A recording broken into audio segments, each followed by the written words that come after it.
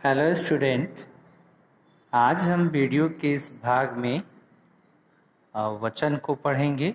व्याकरण में वचन को पढ़ेंगे। तो आइए देखते हैं, पढ़ते हैं इनको। इन चित्रों को ध्यान से देखिए और वाक्यों को पढ़िए। एक क वाक्य क्या है? लड़का पढ़ रहा है। और ख वाक्य क्या है? लड़की पढ़ रहे हैं, लड़के पढ़ रहे हैं। इसमें लड़का पढ़ रहा है, इसमें लड़के पढ़ रहे हैं। चूहा बिल में छिप गया, चूहे बिल में छिप गए। ऊपर दिए वाक्यों में क वर्ग के वाक्यों में आए लड़का। भाई क वर्ग के वाक्यों में आया शब्द क्या है? लड़का। और चूहा शब्द से, लड़का और चूहा शब्द से एक संख्या का बोध होता है। ये चूहा शब्द से, चूहा है यहाँ पे, तो चूहा से एक बोध हो रहा है संख्या का एक, यानी लड़का। भाई एक लड़का है, चूहा है, एक चूहा है। तथा ख वर्ग में आए लड़के और चूहे शब्द से उनकी अनेक संख्याओं का बोध हो रहा है। भाई ख वर्ग में लड़के और चूहे, लड़के हैं, कई लड़के हैं और चूहे हैं, तो एक से अधिक संख्या का बोध हो रहा है। एक से अनेक संख्या का बोध कराना ही वचन कहलाता है। एक और अनेक संख्या का बोध कराना ही वचन कहलाता है। इसी को हम वचन कहते हैं। अर्थात हम ये कह सकते हैं कि शब्द के जिस रूप से उसके एक या अनेक होने का बोध हो उसे वचन कहते हैं। शब्द के जिस रूप से उसके एक या अनेक होने का बोध हो उसे वचन कहते हैं। अब वचन के भेद, वचन कितने प्रकार के होते हैं? तो एक वचन, बहुवचन। वचन दो प्रकार के होते हैं, एक वचन और बहुवचन।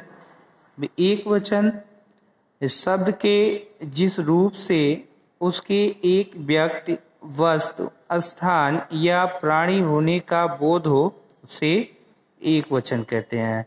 यानी शब्द के जिस रूप से उसके एक व्यक्ति, एक प्राणी, एक स्थान के नाम का बोध हो, तो एक प्राणी या होने का बोध हो, तो उसे हम क्या कहेंगे? एक वचन कहेंगे। उदाहरण देखिए, चूहा, रस्सी, केला, मूर्ति, लड़की आदि। यानी इनसे जो है एक संख्या का पता चलता है, तो यह एक वचन है। और दूसरा जो है हमारा है बहुवचन। शब्द के जिस रूप से उसके एक से अधिक होने का बोध हो, शब्द के जिस रूप से उसके एक से अधिक होने का बोध हो उसे बहुवचन कहते हैं। जैसे देखिए, चूहे, रस्सियाँ, चूहे हैं, तो इससे कई चूहों का बोध हो रहा है कि भाई चूहे हैं, तो एक चूहा नहीं है, कई चूहे हैं। रस्सियाँ हैं, कई रस्सियाँ हैं। केले हैं, कई केले हैं। मूर्तियाँ हैं, तमाम मूर्तियाँ हैं। लड़कियाँ हैं, कई सारी लड़कियाँ हैं आदि। तो संख्या का बोध होता है, नंबर्स का। तो यहाँ पर जो है ये बहुवचन, यानी एक से अधिक संख्या का बोध हो रहा है, तो यहाँ पर जो है वह बहुवचन होगा। आगे आइए देखते हैं वचन की पहचान। वचन की हम पहचान कैसे करते हैं? वचन की पहचान दो प्रकार से की जाती है। पहला है संज्ञा सर्वनाम शब्दों के द्वारा। इसके द्वारा, संज्ञा और सर्वनाम शब्दों के द्वारा हम वचन की पहचान कैसे करते हैं? जब किसी संज्ञा या सर्वनाम शब्द द्वारा उसके एक या एक से अधिक होने का बोध हो। उदाहरण, एक वचन देखिए, मैं 8वीं कक्षा में पढ़ता हूँ। तो संज्ञा या सर्वनाम, मैं 8वीं कक्षा में पढ़ता हूँ। अध्यापिकाएं बच्चों को नृत्य सिखा रही हैं, तो अध्यापिकाएं, तो ये जो है संज्ञा। भाई कई अध्यापिकाएं बच्चों को नृत्य सिखा रही हैं। दूसरा जो है क्रिया द्वारा कुछ संज्ञा शब्दों का रूप एक वचन तथा बहुवचन में समान होता है। कुछ संज्ञा ऐसे भी होते हैं जो हमेशा जो है उनका रूप एक वचन तथा बहुवचन में समान होता है, एक ही समान होता है। ऐसे शब्दों का वचन क्रिया द्वारा जाना जाता है। वचन किसके द्वारा जाना जाता है? क्रिया के द्वारा। मजदूर काम कर रहा है, भाई मजदूर काम कर रहा है, मजदूर काम कर रहे हैं, भाई रहे हैं। मजदूर यहाँ भी है, मजदूर वहाँ भी है, काम भी है, कर भी है, लेकिन रहा है और रहे हैं। यहाँ पर यह बहुवचन हो गया, जैसा कि हम आदर प्रकट करने के लिए बहुवचन का भी प्रयोग करते हैं। तो यहाँ पर कर रहे हैं यानी मजदूर काम कर रहे हैं, कई मजदूर जो है काम कर रहे हैं, यानी क्रिया के द्वारा हम जो है उसके वचन को जान लेते हैं। अब देखिए, एक वचन के स्थान पर बहुवचन का प्रयोग, एक वचन के स्थान पर बहुवचन का प्रयोग। सामान्यतः हिंदी में एक वस्तु, व्यक्ति, स्थान के लिए एक वचन तथा एक से अधिक के लिए बहुवचन का प्रयोग किया जाता है, परंतु कभी कभी एक वचन के स्थान पर बहुवचन का प्रयोग भी किया जाता है। आदर तथा सम्मान के अर्थ में एक वचन के स्थान पर बहुवचन का प्रयोग किया जाता है, जैसा कि अभी अभी हमने ऊपर बताया है कि आदर या सम्मान प्रकट करने के लिए भी बहुवचन का प्रयोग करते हैं। देखिए उदाहरण, पिताजी सो रहे हैं, यहाँ आदर प्रकट करने के लिए वे पिताजी सो रहे हैं। मंत्री जी आए हैं, आदर प्रकट करने के लिए बहुवचन का प्रयोग किए हैं। प्रेमचंद एक महान लेखक थे।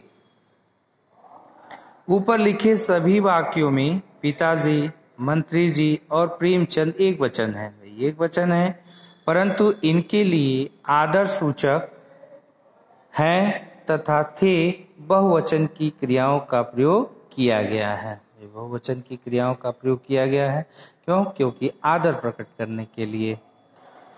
कभी कभी बड़प्पन दर्शाने के लिए मैं के स्थान पर हम का प्रयोग किया जाता है। से उदाहरण, नेताजी बोले, अभी हम एक सभा को संबोधित करने जा रहे हैं। तो आगे देखते हैं इसमें, फिर आगे हम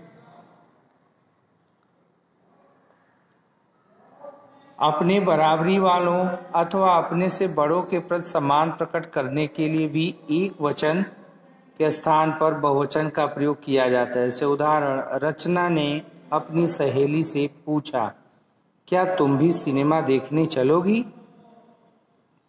वचन संबंधी कुछ ध्यान देने योग्य बातें हैं। क्या ध्यान देने योग्य बातें हैं वचन संबंधी? जो संज्ञा शब्द समूह या समुदाय को दर्शाते हैं उनके लिए एक वचन का ही प्रयोग किया जाता है। समूहवाचक संज्ञाओं के लिए भी एक वचन का प्रयोग किया जाता है। उदाहरण, आंदोलनकारियों की भीड़ वहां एकत्रित थी। हमारी कक्षा भी समूह गान प्रस्तुत कर रही है। कह रहा कि जो संज्ञा सब समूह या समुदाय को दर्शाते हैं, समूह या समुदाय को, भीड़ और कक्षा, उनके लिए एक वचन का ही प्रयोग किया जाता है। समूहवाचक संज्ञाओं के लिए भी एक वचन का प्रयोग किया जाता है। उदाहरण, आंदोलनकारियों की भीड़ वहां एकत्रित थी। हमारी कक्षा भी समूह गान प्रस्तुत कर रही है। द्रव्य पदार्थों तथा धातुओं का बोध कराने वाली जातिवाचक संज्ञाओं के लिए सदा एक वचन का प्रयोग किया जाता है। द्रव्य पदार्थों तथा धातुओं का बोध कराने वाली जातिवाचक संज्ञाओं के लिए सदा एक वचन का प्रयोग किया जाता है। इनके लिए सदा एक वचन का प्रयोग होता है। किसके लिए? द्रव्य पदार्थों तथा धातुओं का बोध कराने वाले शब्दों के लिए। खाड़ी देशों में बहुत तेल मिलता है। आजकल सोना बहुत महंगा हो गया है। माँ ने बाजार से शुद्ध घी मंगवाया। कुछ शब्द जैसे आसमान, वर्षा, सत्य, अहिंसा, परोपकार के लिए सदा एक वचन का प्रयोग किया जाता है। इन शब्दों के लिए सदा एक वचन का प्रयोग किया जाता है। आसमान खुल गया है। रिमझिम रिमझिम वर्षा हो रही है। प्राण, होश, आंसू, हस्ताक्षर, लोग, दाम, दर्शन शब्दों के लिए सदा बहुवचन का प्रयोग किया जाता है। उदाहरण, नींद में ही रोगी के प्राण निकल गए, बहुवचन का प्राण निकल गए हमेशा बहुवचन के रूप में प्रयोग किया जाता है। लोग यहाँ क्यों खड़े हैं, लोग क्यों खड़े हैं। इस पत्र पर मैंने अपने हस्ताक्षर कर दिए। सब्जियों के दाम बढ़ते जा रहे हैं। वचन परिवर्तन संबंधी कुछ नियम हैं। वचन परिवर्तन संबंधी कुछ नियम है, यानी नियम दिए हुए कि कैसे हम वचन परिवर्तन करते हैं। एक वचन, बहुवचन। आकारांत स्त्रीलिंग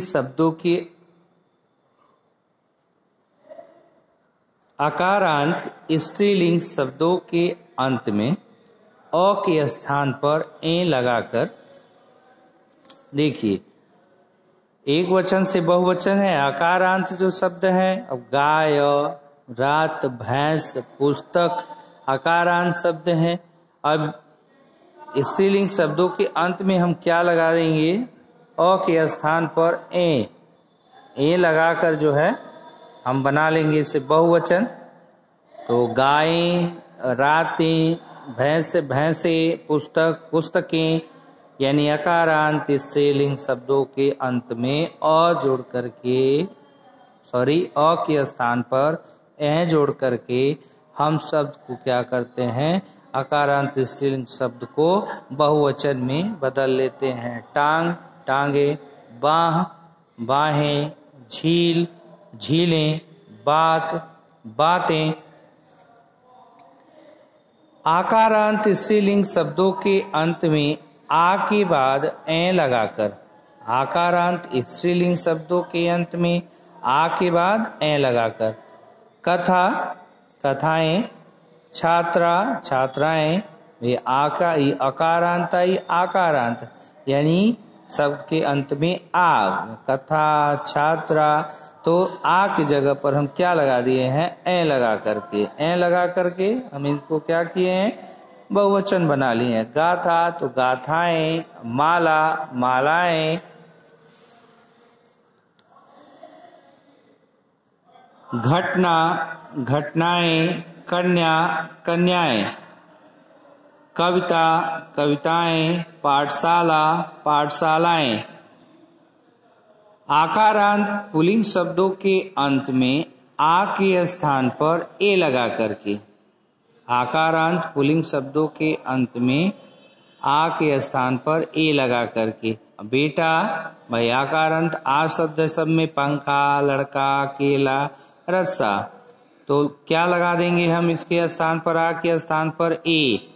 तो बेटे, पंखे, लड़के, केले, किस्से बन गया सब बहुवचन। तोता, तोते, भेड़िया, भेड़िए, लोटा, लोटे, संतरा, संतरे, बकरा, बकरे। देखिए चौथा क्या है, इकारांत स्त्रीलिंग शब्दों के अंत में या लगाकर, इकारांत भाई जिसके अंत में क्या है, इकारांत यानी ई जो है अंत में है, ऐसे शब्दों के अंत में जिसमें ई या इकारांत कहते हैं, तो स्त्रीलिंग शब्दों के अंत में हम क्या जोड़ देंगे, या लगा देंगे। जैसे लिपि है तो क्या हो जाएगा, लिपियां, राशियां, पंक्तियां, रीतियां, यानी इनके इकारांत स्त्रीलिंग शब्दों में के अंत में या जोड़ करके हम शब्द को बहुवचन बना लेते हैं। जाति, जातियां, विधियां, तिथियां, समितियां। अब पांचवा जो है इकारांत, अब इकारांत स्त्रीलिंग शब्दों के अंत में या लगाने पर अंतिम ई को, ई यानी दीर्घ ई को हम क्या करते हैं, ह्रस्व ई करके। देखिए गाड़ी है तो गाड़ी है तो गाड़ियां या तो लगाते हैं, और जो दीर्घ ई है उसको हम क्या करते हैं, ह्रस्व कर देते हैं, तो यहाँ गाड़ियाँ हो जाएगा, यहाँ लड़कियाँ, पोथी पोथियाँ, रोटी रोटियाँ, खिड़की खिड़कियाँ, थाली थालियाँ, देवी देवियाँ, मछली मछलियाँ, नदी नदियाँ, साड़ी साड़ियाँ।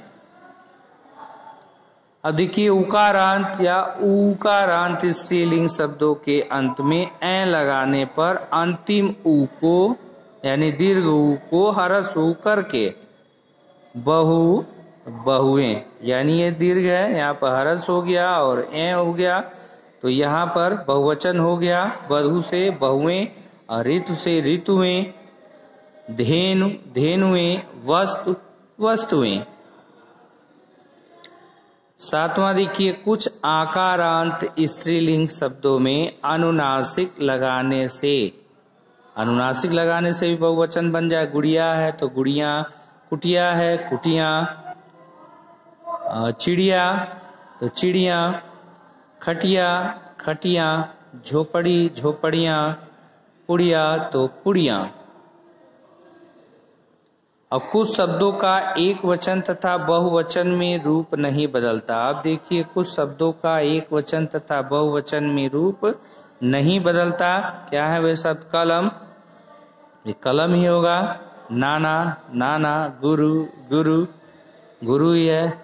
चाचा चाचा, दादा दादा, कवि का कवि ही।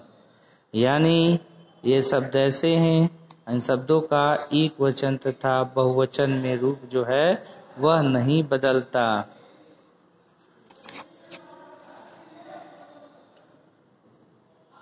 कुछ शब्दों के अंत में जन गण लोग वृंद जोड़ करके बहुवचन रूप बनाया जाता है। जैसे वे पाठक तो गण लगा दिए, पाठक गण हो गया, बहुवचन हो गया। और प्रजा तो जन लगा दिए, प्रजाजन हो गया। छात्र छात्र वृंद, मजदूर मजदूर लोग, यानी ये बहुवचन हो गया। 10वां है परसर्ग सहित संज्ञाओं में अ तथा आ के स्थान पर ओ जोड़ करके। भाई नौकर तो नौकरों ने, माला मालाओं ने, यानी ये परसर्ग सहित संज्ञाओं में अ तथा आ के स्थान पर ओ जोड़ करके। तो नौकर तो नौकरों ने, माला मालाओं ने, ओ लता लताओं पर, और गरीब गरीबों ने जोड़ करके बना लिया गया है इसको। फिर संबोधन के लिए बहुवचन में शब्द के अंत में यो या ओ लगा करके।